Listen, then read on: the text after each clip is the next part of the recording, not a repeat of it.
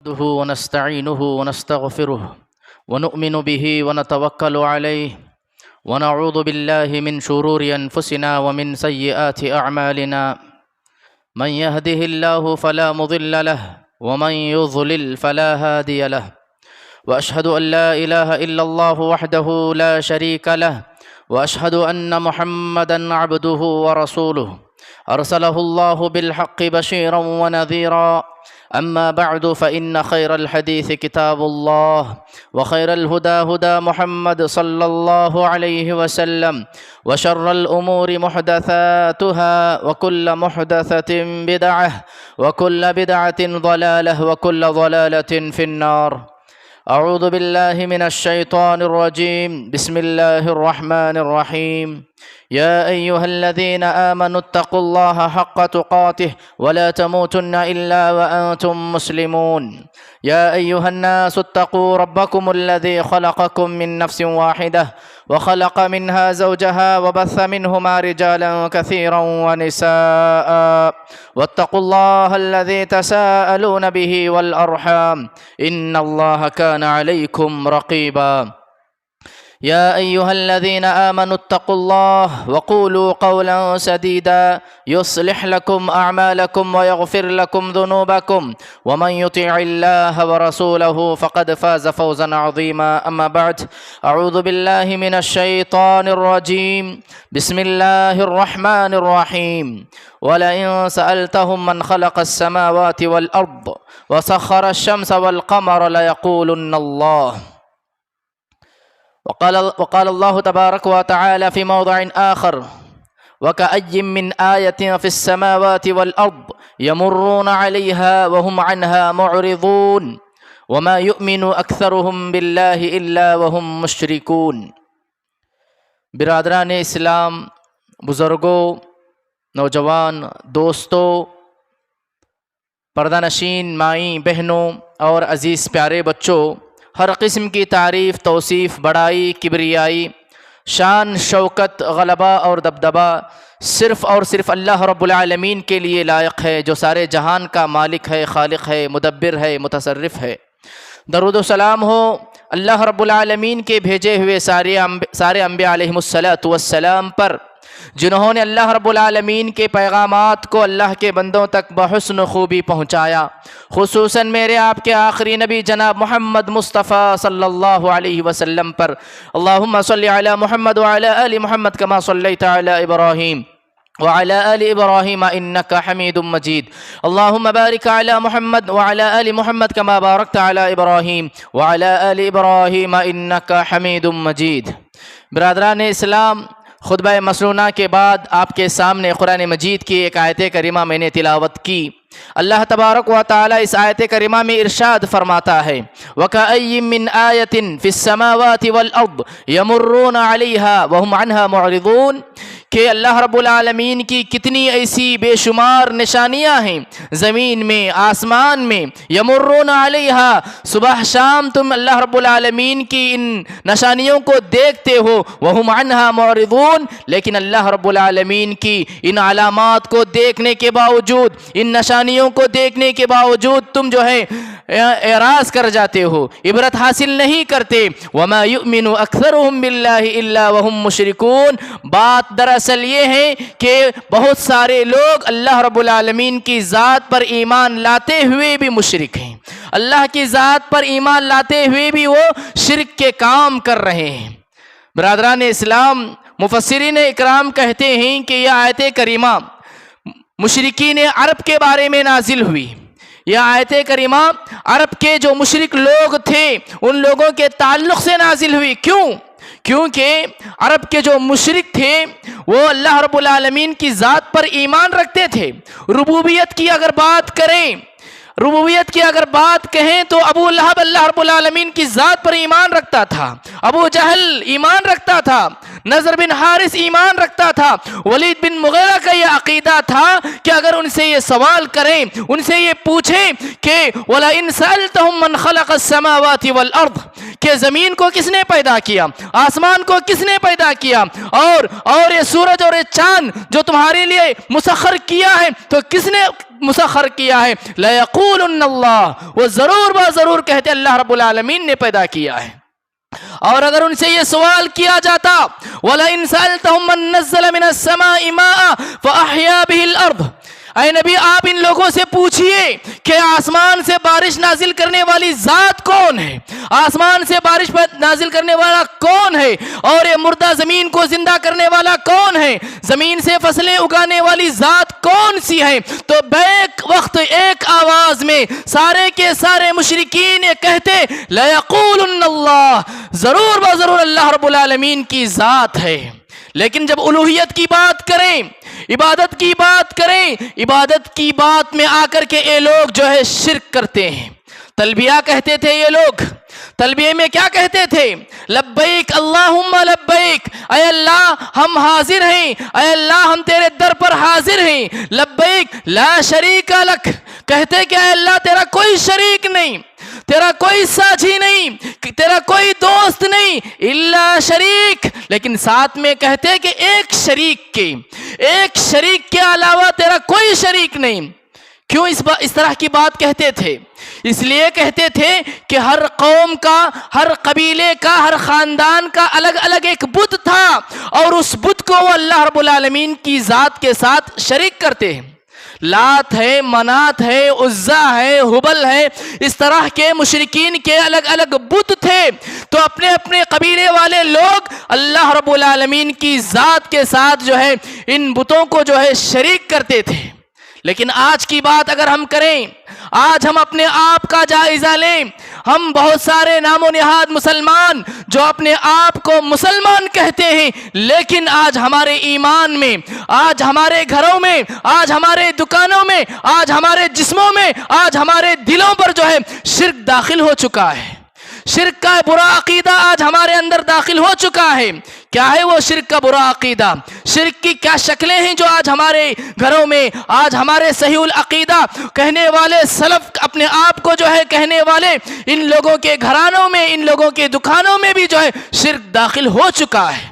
کیا ہے وہ شرک کی شکلیں؟ سب سے پہلی شکل جو ہے وہ صالحین کی محبت میں غلو.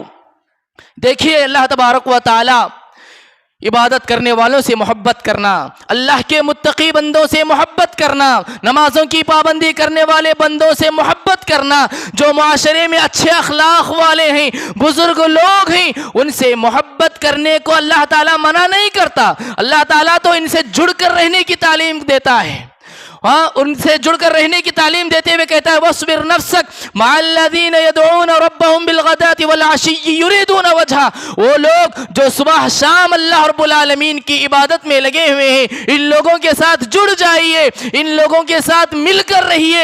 اللہ تبارک و تعالیٰ اس بات کی تعلیم دیتا ہے کہ نیک لوگوں کی صحبت میں رہیے، اللہ والوں کے ساتھ میں رہیے. لیکن اللہ والوں کی صحبت اور اللہ والوں سے محبت میں غلو سے کام نہیں لینا چاہیے، حد سے آگے بڑھنا نہیں چاہیے. شخصیت پسندی ہو، شخصیت پسندی ٹھیک ہے، شخصیت کو چاہنا ٹھیک ہے، کسی کے اس کے تقوی کو دیکھ کر کے محبت کرنا، اس کے عبادات کو دیکھ کر کے محبت کرنا، اس کے اخلاق سے متاثر ہو کر کے اس سے محبت کرنا ٹھیک ہے، اسلام اس بات کی اجازت دیتا ہے. لیکن شیطان شخصیت پسندی کے اس راستے سے انسانوں کو شخصیت پرست بنا دیا ہے. شخصیت پسندی کے راستے سے شخصیت پرست بنا دیا ہے. کیسے شخصیت پرست بنا دیا ہے؟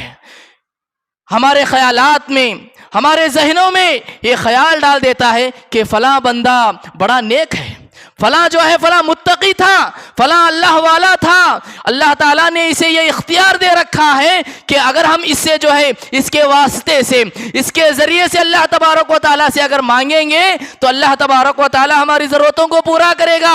یہ ایسا بندہ ہے کہ ہماری مشکلوں کو دور کرنے والا ہے، ہمارے جو ہے حاجتوں کو پورا کرنے والا ہے. ان سے دعائیں مانگیں تو اللہ تعالیٰ کے پاس یہ سفارش کریں گے. شیطان یہ خیالات ہمارے دلوں کے اندر ڈال دیتا ہے کہ جا کر کے جو ہے ان سے مرادی مانگی جائے، ان کے سامنے سجدے کیے جائیں، اس طرح کے برے خیالات شیطان ہمارے دلوں کے اندر ڈال کر کے جو ہے ہمیں جو ہے گمراہ کر دیتا ہے۔ لہٰذا شیطان کے اس گمراہ سے جو ہے بچنا چاہیے۔ اللہ کے نبی صلی اللہ علیہ وسلم میرے محترم بھائیوں اس فتنے سے کس قدر ڈرا کرتے تھے۔ پیارے نبی صلی اللہ علیہ وسلم اس دنیا سے رخصت ہونے کا وقت ہے، آپ صلی اللہ علیہ وسلم اس دنیا سے چلے جانے کا وقت قریب ہے۔ اما عائشہ رضی اللہ عنہا بیان کرتی ہیں پیارے نبی صلی اللہ علیہ وسلم جو ہے سکرات کی حالت میں ہیں، اس وقت اللہ کے نبی صلی اللہ علیہ وسلم اپنے اوپر چادر ڈال رہے ہیں اور چادر ہٹا رہے ہیں۔ ایسا ہی جو ہے 1 سے 2 مرتبہ کرنے کے بعد پیارے نبی صلی اللہ علیہ وسلم اپنی چادر کو ہٹا کر کے کہتے ہیں لعن اللہ الیہود والنصارى اتخذوا قبور انبیائہم مساجدا۔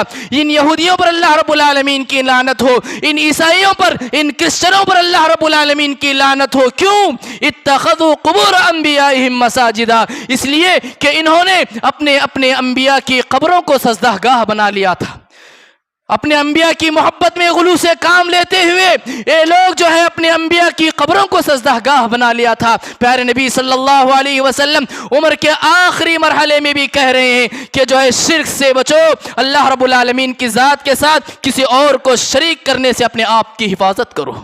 برادران اسلام، اسی طرح شرک کی جو بدترین شکلیں ہیں ان میں سے ایک شکل آثار پرستی ہے۔ آثار پرستی ہے، آستانوں کی پرستش ہے۔ کسی درخت کو جو ہے متبرک سمجھنا، کسی پتھر کو متبرک سمجھنا، کسی جو ہے شجر کو، کسی درخت کو مبارک سمجھنا۔ میرے محترم بھائیوں، آج غیروں کی گلیوں کی بات نہیں، مسلمانوں کی گلیوں کی یہ بات ہے کہ گلی گلی میں آج ہم دیکھتے ہیں جھنڈے لگے ہوئے ہیں اور درخت بنے ہوئے ہیں۔ آج انسان جو ہے ان درختوں کے پاس، ان پتھروں کے پاس جو ہے تبرک کے طور پر کھڑے ہوتے ہیں، ان سے دعائیں مانگی جاتی ہیں۔ یہ شرک کی بدترین شکل ہے۔ پیارے نبی صلی اللہ علیہ وسلم جو ہے مکہ کو فتح کرتے ہیں، مکہ فتح کرنے کے بعد حنین کی طرف روانہ ہوتے ہیں جنگ کے لیے۔ پیارے نبی صلی اللہ علیہ وسلم جو ہے حنین کی طرف روانہ ہوتے ہیں اور راستے میں جو ہے ایک درخت ملتا ہے جس کا نام ہے ذات انوات۔ ذات انوات ایک درخت ہے، اس درخت پر مشرکین جو ہے برکت کے لیے، تبرک کے لیے اپنی تلواروں کو لٹکایا کرتے تھے۔ اور فتح مکہ کے موقع پر بہت سارے مسلمان ایسے تھے جو ابھی مسلمان ہوئے تھے۔ اور یہ بات یاد رکھیں میرے محترم بھائیوں، ہمارے ذہنوں کے اندر جو پرانے خیالات ہوتے ہیں فوراً ختم نہیں ہوتے، فوراً جو ہے چلے نہیں جاتے ہیں۔ لہٰذا ابھی جو 2-4 دن ہوئے تھے کلمہ پڑھے ہوئے مسلمان، وہ پیارے نبی صلی اللہ علیہ وسلم سے کہتے ہیں اجعل لنا ذات انوات کما لهم ذات انوات۔ اے نبی صلی اللہ علیہ وسلم، ہمارے لیے بھی کوئی ایسا درخت مقرر کیجئے، ہمارے لیے بھی کوئی ایسا درخت مقرر کیجئے تاکہ ہم اس طرح کے درختوں سے برکت حاصل کریں۔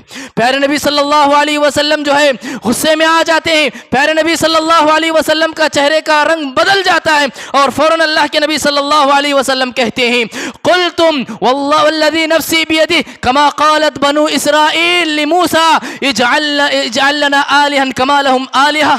اے میرے قوم کے لوگوں، تم نے وہ بات کہی، قسم اس ذات کی جس کے ہاتھ میں میری جان ہے، جس طرح کے بنو اسرائیل نے موسیٰ علیہ السلام سے کہا تھا اجعل لنا آلہا کما لہم آلہہ، کہ موسیٰ علیہ السلام کی قوم بھی جو ہے ایک بت پرست قوم کے پاس سے جب گزری تو موسیٰ علیہ السلام سے انہوں نے مطالبہ کیا تھا کہ اے موسیٰ، ہمیں بھی جو ہے کب تک ایک اللہ کی عبادت کرتے رہے، ہمارے لیے بھی جو ہے چند بتوں کو جو ہے مقرر کیجئے، ہم ان کی عبادت کریں گے۔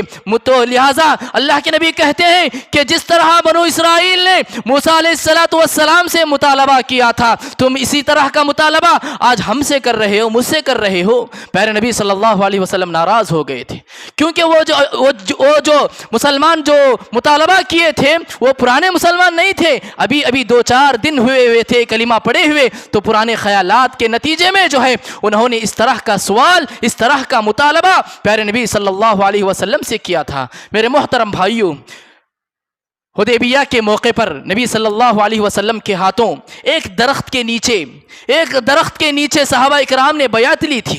پیارے نبی صلی اللہ علیہ وسلم کے ہاتھوں بیعت لی تھی، اور اللہ تبارک و تعالیٰ قرآن مجید میں سورہ فتح کے اندر اس کا تذکرہ کرتا ہے، لقد رضی اللہ عن المؤمنین اذ یبایعونک تحت الشجرہ، کہ اللہ تبارک و تعالیٰ ان تمام صحابہ سے راضی ہو گیا ہے جو اس درخت کے نیچے پیارے نبی صلی اللہ علیہ وسلم کے ہاتھوں بیعت لی۔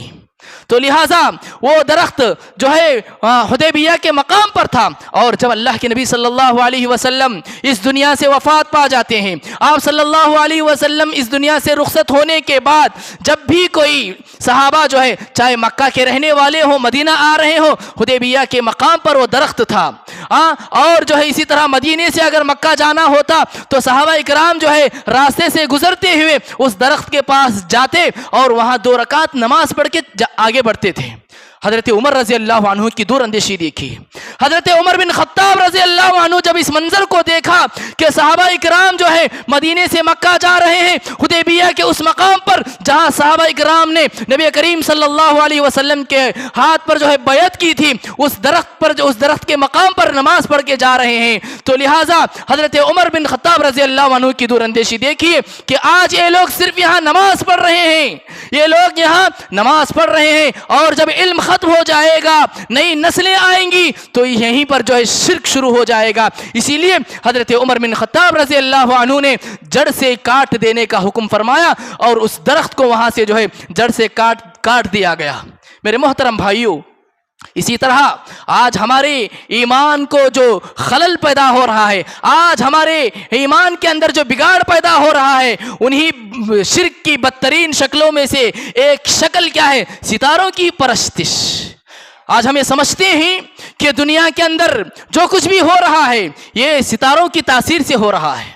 کوئی حادثہ ہو رہا ہے، کوئی حادثے میں جو ہے وفات پا گیا تو اور کوئی بچ گیا، کسی کو نفع ملا، کسی کو نقصان ہوا، کوئی بیمار ہوا، کوئی صحت یاب ہوا۔ آج ہمارا یہ عقیدہ ہے کہ ستاروں کی تاثیر سے ہو رہا ہے۔ اللہ اکبر، یہ کھلا شرک ہے۔ یہ آج ہمارے اندر، ہمارے عقیدے کے اندر یہ تمام چیزیں جو ہے پائی جاتی ہیں۔ یہ جسے جو ہے علم نجوم کہا جاتا ہے، ستاروں کی پرستش اسے جو ہے کہا جاتا ہے۔ بہت افسوس کے ساتھ آج بہت سارے لوگ کیا کہتے ہیں؟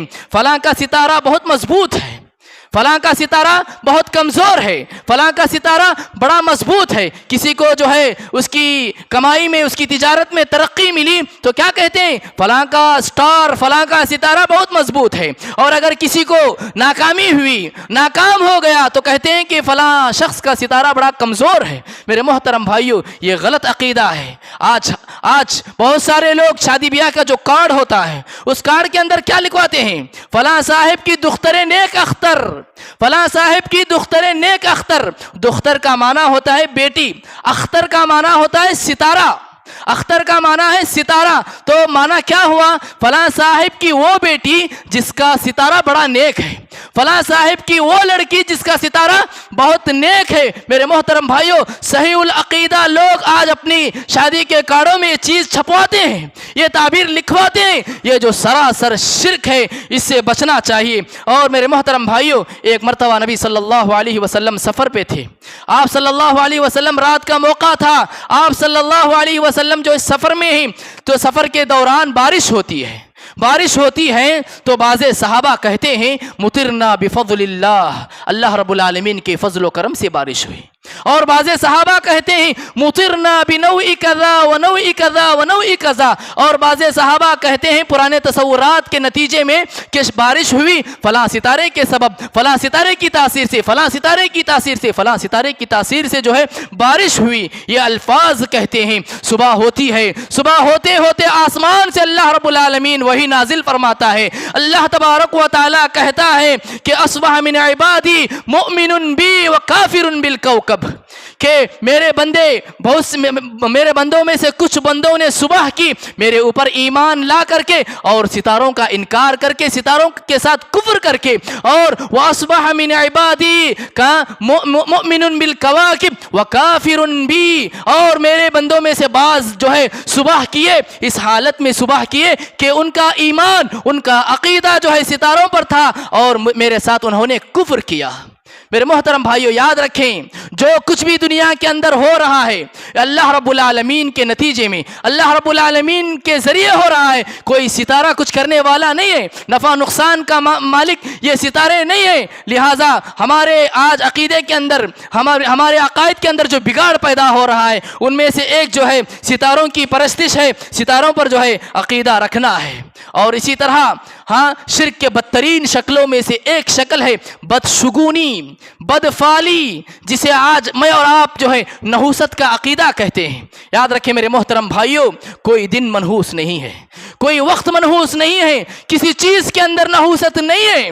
آج بہت سارے لوگوں کا کیا عقیدہ ہوتا ہے, کسی سفر میں روانہ ہوتے ہیں, گھر سے باہر آئے ہیں, کالی بلی اگر راستہ کاٹ لے کیا سمجھتے ہیں کہ اگر میں اس کے بعد بھی اگر کوئی کام کروں میرا کام صحیح نہیں ہوگا, میرا کام درست نہیں ہو سکتا, فوراً جو ہے کام کو ترک کر دیتے ہیں. اور اسی طرح اگر کسی کو دلہن بنا کر کے اپنے گھر لاتے ہیں, شادی کر کے اپنے گھر لاتے ہیں, تو اگر اس کے بعد سے جو ہے خرابیاں پیدا ہو جائیں, ہماری تقدیر کے اندر جو کچھ لکھا ہوتا ہے وہی ہوتا ہے, لیکن عقیدہ کیا رکھتے ہیں, جب سے اسے شادی کر کے لائی ہوں, جب سے یہ اپنا منحوس قدم ہمارے گھر میں رکھی ہے, تب سے ہمارے گھروں کے اندر جو ہے بگاڑیں, لڑائیاں, جھگڑے, بس خرابیاں ہم دیکھ رہی ہیں.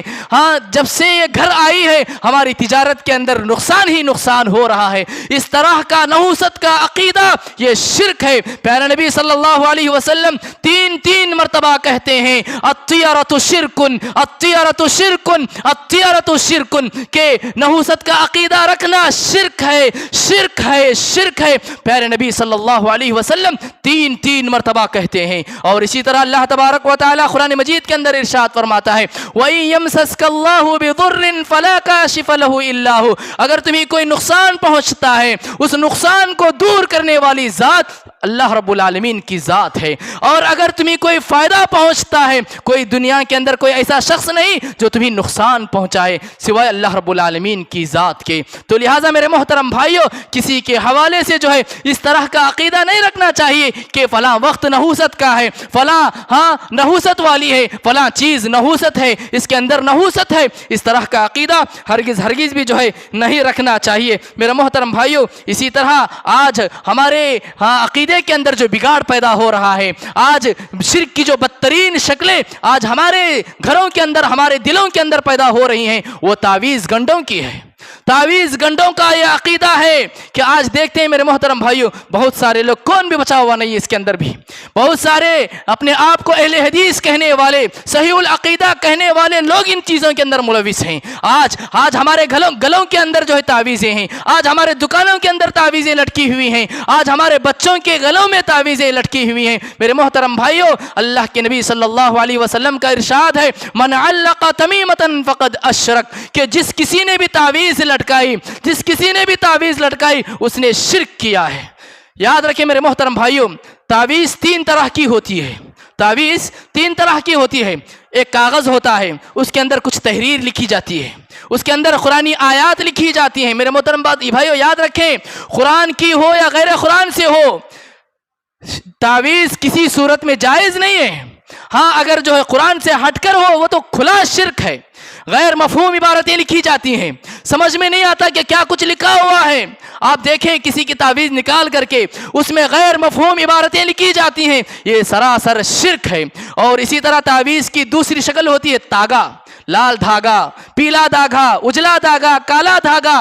آج ہمارے ہاتھوں میں, ہماری دکانوں میں, ہماری گاڑیوں میں تمام چیزیں لگائی جاتی ہیں. میرے محترم بھائیوں یہ بھی شرک ہے. اور اسی طرح تیسری چیز جو ہے پتھر اور کنکروں کی شکل میں, منکوں کی شکل میں آج ہمارے ہاتھوں اور آج ہمارے چوپاؤں میں, دکانوں میں جو ہے یہ چیز جو ہے لگائی جاتی ہیں. آج دیکھیں گے بہت سارے لوگ کہتے ہیں یہ جو ہم انگوٹھی بناتے ہیں, انگوٹھیوں میں جو ہے کبھی کبھی جو ہے پتھر کالے رنگ کا ہوتا ہے, لال رنگ کا ہوتا ہے, ہرا رنگ کا ہوتا ہے. اور بہت سارے لوگ اپنی زبانوں سے کہتے ہیں جب سے میں یہ انگوٹھی پہنا ہوں اور اس انگوٹھی کے اندر میرا یہ جو لال پتھر ہے, میرا یہ جو پیلا پتھر ہے, میرا یہ جو ہرا پتھر ہے, میرا یہ جو سفید پتھر ہے, جب سے میں نے پہنا ہے بہت فائدہ ہی فائدہ ہو رہا ہے۔ میرے محترم بھائیوں، ایسے لوگوں کو اللہ تبارک و تعالیٰ کبھی دے کر کے ان کے ایمان کو آزماتا ہے، اور لوگ یہ سمجھتے ہیں کہ جب سے میں نے یہ کنکر لگایا ہوا ہے میرے کاروبار کے اندر جو ہے برکت ہی برکت ہے۔ یہ کمزور عقیدہ ہے میرے محترم بھائیوں، ایسا نہیں ہونا چاہیے۔ جو کچھ ہونے والا ہے اللہ تبارک و تعالیٰ ہماری تقدیر کے اندر لکھا ہوا ہے، اس طرح کے عقیدے سے اپنے آپ کو بچانا چاہیے۔ میرے محترم بھائیوں، یاد رکھیں، دنیا کے اندر اگر سب سے زیادہ مبارک پتھر اگر ہے وہ حجر اسود ہے۔ حجر اسود ہے۔ ایک مرتبہ حضرت عمر بن خطاب رضی اللہ عنہ کہتے ہیں واللہ انی لأعلم انک حجر، اے حجر اسود مجھے معلوم ہے، میں جانتا ہوں، میں اچھی طرح سے جانتا ہوں، بس تو ایک پتھر ہے، تو ایک پتھر ہے، لا تضر ولا تنفع، نہ تو کسی کو فائدہ دے سکتا ہے اور نہ ہی تو کسی کو نقصان پہنچا سکتا ہے۔ فلولا انی رأیت رسول اللہ صلی اللہ علیہ وسلم یقبلک ما قبلت، اگر میں نے نبی کریم صلی اللہ علیہ وسلم کو نہ دیکھا ہوتا تجھے بوسہ دیتے ہوئے تو میں کبھی تجھے بوسہ نہیں دیتا۔ کس سے مخاطب ہو کے کہہ رہے ہیں؟ حجر اسود جو سب سے زیادہ مبارک پتھر ہے، اس پتھر کے حوالے سے اس پتھر کے سامنے کھڑے ہو کر کے حضرت عمر بن خطاب رضی اللہ عنہ کہتے ہیں کہ اے حجر اسود بس تو ایک پتھر ہے، میں سمجھتا ہوں، میں جانتا ہوں تیرے اندر نہ نقصان پہنچانے کی طاقت ہے نہ فائدہ دینے کی طاقت ہے۔ پیارے نبی صلی اللہ علیہ وسلم کو میں نے دیکھا کہ تجھے بوسہ دیا ہے، بس میں بھی تجھے بوسہ دیتا ہوں۔ میرے محترم بھائیوں، اسی طرح ہمارے عقیدے میں بگاڑ پیدا کرنے والی چیزوں میں سے ایک بدترین شکل عاملوں کا فتنہ ہے۔ عاملوں کا فتنہ ہے۔ آج بہت سارے لوگ کوئی کام کرنا ہے عاملوں سے مشورہ کریں، کوئی دکان کی اوپننگ کرنا ہے عاملوں سے مشورہ کریں، کوئی گھر بنانا چاہتا ہے عاملوں کے پاس جا کر کے مشورہ کرتا ہے۔ میں یہ نہیں کہتا کہ سارے عامل جو ہے غلط ہیں، لیکن بہت کم اللہ والے ہیں، بہت کم عامل ایسے ہیں جو قرآن و حدیث کی روشنی میں جو ہے رقیہ کرنے والے ہوں، قرآن و حدیث کی روشنی میں دم کرنے والے ہوں، ایسے بہت کم ہیں۔ لیکن سماج کے اندر، معاشرے کے اندر عاملوں کی جو ہے بھرمار ہے ایسے کہ جو غلط طریقے سے، غلط راستے سے جو ہے علاج کرنے والے ہوتے ہیں۔ آج ہمارا عقیدہ بھی کتنا کمزور ہے، ذرا کوئی پریشانی گھر کے اندر آئی عاملوں کا رخ کرے، فلاں صاحب کے پاس چلے گئے، فلاں عامل کے پاس چلے گئے، فلاں ہمارے اپنی جو ہے گھرانوں کی جوان بیٹیوں کو، جوان بہنوں کو لے جا کر کے ان کے سامنے بٹھایا جاتا ہے اور وہ غلط طریقے سے جو ہے علاج کرواتے ہیں۔ میرے محترم بھائیوں، یہ عاملوں کا فتنہ ہمارے عقیدے کو خراب کر رہا ہے۔ پیارے نبی صلی اللہ علیہ وسلم نے فرمایا من اتا عرافا، اگر کوئی شخص جو ہے کسی کاہن کے پاس آتا ہے فسألہ عن شیء، اور کسی چیز کا سوال کرتا ہے، فصدقہ بما یقول، سوال کرنے کے بعد وہ جو جواب میں کہتا ہے ان کی باتوں کو قبول کر لیتا ہے، مان لیتا ہے، فقد کفر بما انزل علی محمد صلی اللہ علیہ وسلم، تو گویا محمد صلی اللہ علیہ وسلم پر اللہ تبارک و تعالیٰ نے جو چیزیں نازل کیا ہے ان تمام چیزوں کا وہ انکاری ہے، ان تمام چیزوں کا اس نے جو ہے انکار کر دیا۔ ایک اور حدیث میں اللہ کے نبی صلی اللہ علیہ وسلم ارشاد فرماتے ہیں کہ من اتا کاہنا فسألہ عن شیء، کہ اگر کسی مجنون کے پاس، اگر کسی جو ہے شاعر کے پاس، اگر کسی جو ہے فال نکال کر بتانے والے کے پاس آ کر کے کسی چیز کا سوال کرتا ہے اور سوال کرنے کے بعد وہ جو بات بتاتا ہے اس بات پر ایمان لاتا ہے، عقیدہ رکھتا ہے کہ اس نے جو بھی بات کہی ہے صحیح بات کہی ہے، سچائی کی سچ بات کہی ہے، اس کو اگر مان لیتا ہے لم تقبل له صلاة 40 یوما، اللہ اکبر، اس کی 40 دن تک کی نماز قبول نہیں ہوتی، اس کی 40 دن تک کی نماز اللہ رب العالمین جو ہے قبول نہیں کرتا۔ میرے محترم بھائیوں، یاد رکھیں کہ آج بہت سارے لوگ اپنے آپ کو مومن کہتے ہیں، مسلمان کہتے ہیں، اللہ تبارک و تعالی انہی لوگوں کی طرف اشارہ کرتے ہوئے کہتا ہے وما یؤمن اکثرهم باللہ الا وهم مشرکون، کہ بہت سارے لوگ ایسے ہیں جو اللہ رب العالمین کی ذات پر ایمان رکھتے ہوئے بھی وہ شرک کے کام کر رہے ہیں۔ آج میں اور آپ اپنا جائزہ لینے کی ضرورت ضرورت ہے کہ ہم جو ہے اللہ پر ایمان رکھتے ہوئے، اللہ کی ذات پر ایمان رکھتے ہوئے کہیں ایسا تو نہیں کہ اللہ کے ساتھ ہم دوسروں کو شریک تو نہیں کر رہے ہیں۔ ان اللہ لا یغفر ان یشرک بہ ویغفر ما دون ذلک لمن یشاء۔ میرے محترم بھائیو، انسان ہونے کے ناطے اگر ہم سے جو ہے بے شمار غلطیاں ہو جائیں، گناہ ہو جائیں، اللہ رب العالمین کی ذات وہ ذات ہے، اللہ چاہے تو معاف کر سکتا ہے۔ ان اللہ لا یغفر ان یشرک بہ، اگر کسی چیز کو اللہ تعالیٰ معاف نہیں کرتا ہے، ہرگز بھی معاف نہیں کرتا ہے، اگر مرنے سے پہلے توبہ نہیں کیا اللہ تعالیٰ کبھی نہیں معاف کرتا ہے، وہ صرف اور صرف شرک کا گناہ ہے، شرک ہے اللہ رب العالمین کے ساتھ۔ اگر کسی کو اللہ کے ساتھ شریک بناتے ہیں، مشکل کشا سمجھتے ہیں، حاجت روا سمجھتے ہیں، یہ ہماری دعاؤں کو سننے والا سمجھتے ہیں، یہ ہمیں نفع دینے والا سمجھتے ہیں، یہ ہمیں نقصان سے بچانے والا سمجھتے ہیں، یاد رکھیں میرے محترم بھائیو، ان تمام چیزوں کا مالک صرف اور صرف اللہ رب العالمین کی ذات ہے۔ دنیا میں ایسی کوئی ذات نہیں جو ہمیں جو ہے نفع دے سکے، ہمیں جو ہے نقصان پہنچا سکے، صرف اور صرف اللہ رب العالمین کی ذات ہے جو ہمیں نفع و نقصان پہنچانے والی ہے۔ لہٰذا ہم ایسے میں جو ہے ہم اپنے ایمان کی جو ہے حفاظت کرنے کی ضرورت ہے۔ سب سے بڑی دولت اللہ رب العالمین کی طرف سے اگر ہمیں ملی ہوئی ہے وہ ایمان کی دولت ہے، ایمان کی دولت ہے۔ اللہ تبارک و تعالیٰ نے ہمیں جو ہے توحید پرست بنایا ہے، ہم اللہ کی عبادت کرنے والے ہیں، اللہ کے ساتھ کسی کو شریک کرنے والے نہیں ہیں۔ ہم یہ عقیدہ رکھتے ہیں کہ اگر ہمارے ساتھ اچھا ہو اللہ رب العالمین کی طرف سے ہوا ہے، اگر ہمارے ساتھ کچھ برا ہوتا ہے ہم یہ عقیدہ رکھتے ہیں یہ اللہ رب العالمین کی طرف سے ہوا ہے۔ ہم خامخواہ اپنے ایمان کو خراب کرنے والے نہیں ہوتے ہیں، لیکن بہت سے لوگ جو ہے نام و نہاد مسلمان ہیں جو اپنے آپ کو مسلمان کہتے ہیں، لیکن مسلمان کہتے ہوئے بھی جو ہے اللہ کی عبادت کرتے ہوئے بھی ان کے اندر آج جو ہے شرک پایا جاتا ہے۔ کتنے مسلمان ایسے ہیں جو اپنے گلوں کے اندر جو ہے تعویذ لٹکائے ہوئے ہیں، اپنے دکانوں کے اندر تعویذ لٹکائے ہوئے ہیں، گھروں کے اندر جب داخل ہوتے ہیں دیکھتے ہیں کہ فلاں جگہ پہ لال کپڑا لگا ہوا ہے، ہرا کپڑا لگا ہوا ہے، کالا کپڑا لگا ہوا ہوتا ہے۔ کیا چیزیں یہ تمام کے تمام شرک ہیں۔ اور اب بہت سارے لوگوں کے گھرانوں کے اندر یہ بھی دیکھا جاتا ہے کہ قرآن مجید کے جو حروف مقطعات ہیں، حروف مقطعات الف لام میم نون قاف حامیم، اس طرح جو ہے چند سورتوں سے پہلے اللہ تبارک و تعالیٰ نے یہ جو ہے حروف لکھا ہوا ہے، تو یہ تمام چیزیں جو ہے ایک جگہ جمع کر کے آج بہت سارے لوگ، ان لوگوں کا عقیدہ ہوتا ہے یہ ہمارے دکانوں کے اندر رہیں گے تو برکت آئے گی، یہ ہمارے گھرانوں میں رہیں گے تو کوئی مصیبت نہیں آئے گی۔ میرے محترم بھائیو، یہ حروف مقطعات ہیں، ان کا معنی صرف اور صرف اللہ رب العالمین ہی جانتا ہے، اس کا معنی کوئی نہیں جانتا ہے۔ اور اس کی تفسیر بیان کرتے ہوئے علماء اکرام کہتے ہیں کہ اللہ تبارک و تعالیٰ دراصل مشرکین عرب سے یہ چیلنج کر رہا ہے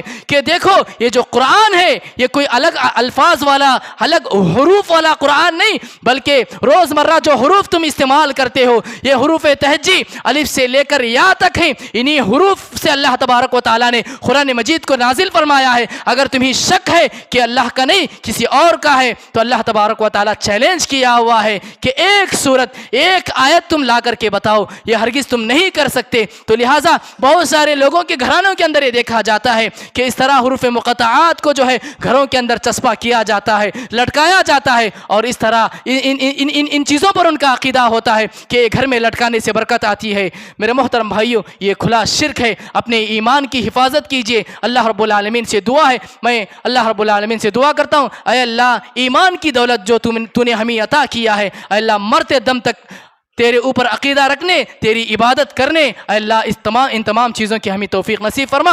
اے اللہ تیرے ساتھ کسی اور کو شریک بنانے اور شیطان کی گمراہی میں آنے سے اے اللہ تو ہماری حفاظت فرما۔ اے اللہ جب تک تو اس دنیا کے اندر زندہ رکھا ہے اے اللہ مجھے اور آپ تمام کو جو ہے ایمان کی حالت میں، اسلام کی حالت میں زندہ رکھ، اور جب خاتمہ ہو تو خاتمہ بالخیر ہو، اور ہماری زبانوں سے کلمہ شہادت لا الہ الا اللہ محمد الرسول اللہ جاری ہو، آمین یا رب العالمین۔ وما علینا الا البلاغ۔ السلام علیکم ورحمۃ اللہ وبرکاتہ۔